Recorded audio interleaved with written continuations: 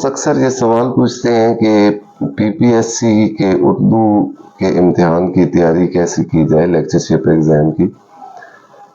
تو میں اپنے تجربے سے یہ بات عرض کرتا ہوں کہ جو ریٹن امتحان ہے آپ کا تحریری امتحان، اس کے لیے آپ گائیڈ بکس پہ یا ہیلپنگ بکس پہ جتنا کم انحصار کریں گے وہ آپ کے لیے بہتر ہے.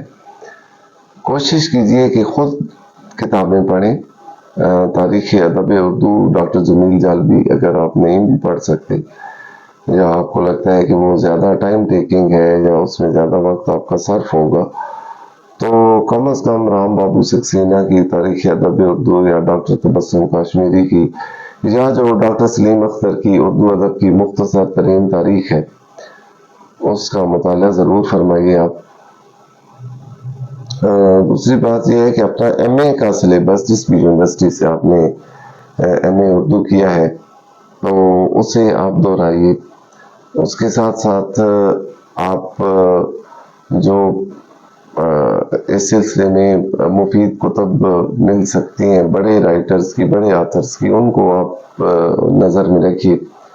گائیڈ بکس جو ہیں ان میں ایک تو غلطیاں بہت زیادہ ہیں، بہت زیادہ غلطیاں ہیں، اور دوسرا یہ ہے کہ اس کو آپ استعمال کر سکتے ہیں صرف ملٹیپل چوائس کوسچنز کی پریکٹس کے لیے، کہ اس میں 5 پیپرز ہوتے ہیں، آپ اس کو ٹک کرتے رہیں تو آپ کا کام درست ہو سکتا ہے. نیکسٹ یہ ہے کہ آپ انٹرویو جب ریٹن ٹیسٹ کے لیے آپ جائیں تو آپ وہاں پہ سارے سوال حل کر کے مت آئیں. سب سے پہلے آپ یہ دیکھیں کہ اس میں سے کتنے سوالات آپ کو کنفرم آتے ہیں. اگر آپ کو کنفرم 60 سے 70 یا 75 تک سوال آتے ہیں تو اس کا مطلب ہے کہ آپ سیف زون میں ہیں. تو آپ کو نہیں چاہیے کہ آپ محض تک بندی کے طور پہ 100 کے 100 سوال حل کرتے رہیں اور اس کا نتیجہ یہ نکلے کہ آپ کو نیگیٹو مارکنگ کا شکار آپ ہو جائیں اور آپ کے نمبر جو ہیں وہ کم ہو جائیں، آپ میرٹ سے آؤٹ ہو جائیں. یہ تجربے کی باتیں ہیں. اس سلسلے میں یہ ہے کہ تکا لگانے کے بھی 2 طریقے ہوتے ہیں. جب آپ اندازہ لگاتے ہیں تو آپ ایک اندازہ وہ ہوتا ہے کہ آپ کو یہ لگتا ہے کہ بھئی ان 4 آپشنز میں سے یہ 2 آپشنز جو ہیں یہ قابل قبول نہیں ہیں اور باقی جو 2 آپشنز ہیں ان میں سے کوئی ایک بھی ہو سکتا ہے. تو اس صورت میں آپ کے پاس درست ہونے کے چانسز 50-50 ہو جاتے ہیں، تب آپ اس میں تک بندی کر سکتے ہیں. لیکن اگر آپ کو بالکل شور نہیں ہے، بالکل کوئی آئیڈیا نہیں ہے کہ 4 آپشنز میں سے کون سا آپشن درست ہے، تو آپ یہ رسک مت لیجیے. جو سوالات آپ کو نہیں آتے آپ وہ نہ کریں. تو جب آپ کا ٹیسٹ پاس ہو جاتا ہے اس کے بعد انٹرویو کا مرحلہ ہے. تو انٹرویو کے لیے یاد رکھیں انٹرویو آپ کی پرسنالٹی ججمنٹ ہے. تو انہوں نے جو آپ کا نالج کا ٹیسٹ لینا تھا، جو آپ کی پڑھائی کو انہوں نے جانچنا تھا، وہ انہوں نے ریٹن ٹیسٹ میں تحریری امتحان میں جانچ لیا. اب آپ کی شخصیت کو انہوں نے دیکھنا ہے کہ آپ جس پوسٹ کے امیدوار ہیں آپ اس کے لیے موزوں ہیں یا نہیں ہیں. تو آپ ایک لمحے کے لیے یہ سوچئے کہ اگر آپ پینل کی جگہ پہ موجود ہوتے تو آپ کے پاس امیدوار لیکچرر کے انٹرویوز دینے کے لیے آ رہے ہوتے تو آپ ایک اچھے لیکچرر میں کون کون سی خوبیاں دیکھنا پسند کرتے. آپ کیا سمجھتے ہیں کہ ایک اچھے لیکچرر میں کیا ہونا چاہیے، بچوں کو اس کی بات کس طرح سمجھ آئے گی، وہ ادب کو زبان کو کس طرح سے بچوں کے لیے دلچسپ بنا کے پیش کرے گا.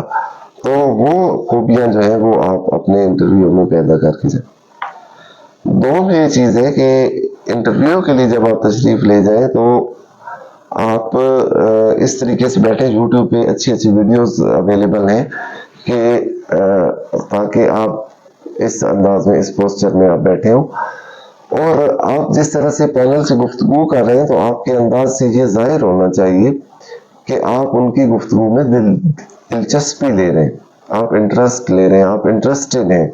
اگر آپ کا دھیان کہیں اور ہوگا یا وہ سوال پوچھ رہے ہیں اور آپ سوال کو درست طریقے سے نہیں سمجھ پائیں گے، آپ کنفیوز ہوں گے، تو پھر آپ خود ہی اپنے آپ کو غیر موزوں قرار دے لیں گے. تیسری چیز یہ ہے کہ آپ اردو کے انٹرویو کے لیے اگر جا رہے ہیں تو آپ کو چاہیے کہ آپ اپنا ایک پسندیدہ صنف جانرا اور اس میں جو آپ کے پسندیدہ لکھاری ہیں یا دیگر اصناف میں جو آپ کے پسندیدہ لکھاری ہیں ان کے بارے میں پڑھ کے جائیں، یا آپ نے کچھ نہ کچھ پڑھا ہوگا جبھی تو وہ آپ کے پسندیدہ ہیں، تاکہ اگر وہاں پہ کچھ بات ہو تو آپ وہاں پہ بات کر سکیں۔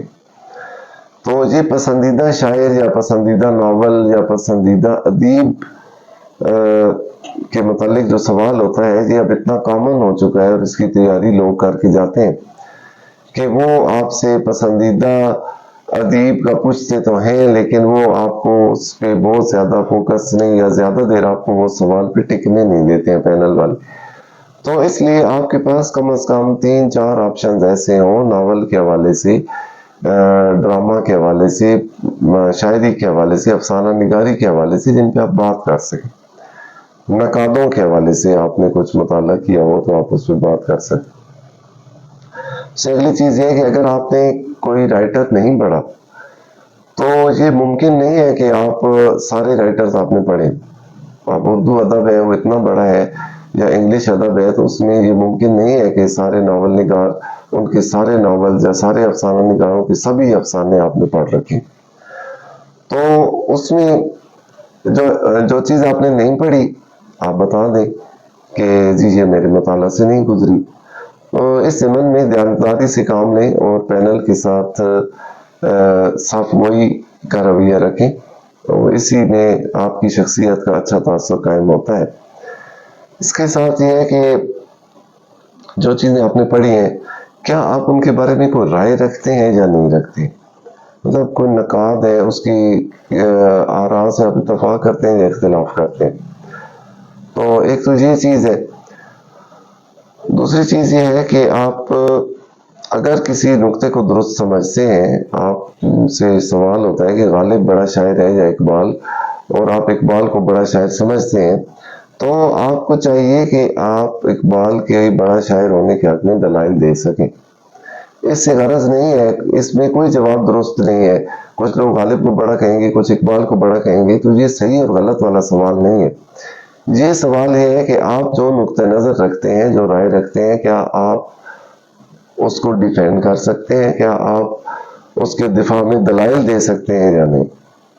اگر آپ دلائل دے سکتے ہیں، آپ کی آرگومنٹیشن اچھی ہے، تو وہ یقیناً آپ ان کو متاثر کرنے میں کامیاب ہو جائیں گے۔ تو یہ چیزیں ہوتی ہیں، ان کو مد نظر رکھنا چاہیے میرے خیال میں ایک اچھے انٹرویو کے لیے یا اچھے ٹیسٹ کے لیے۔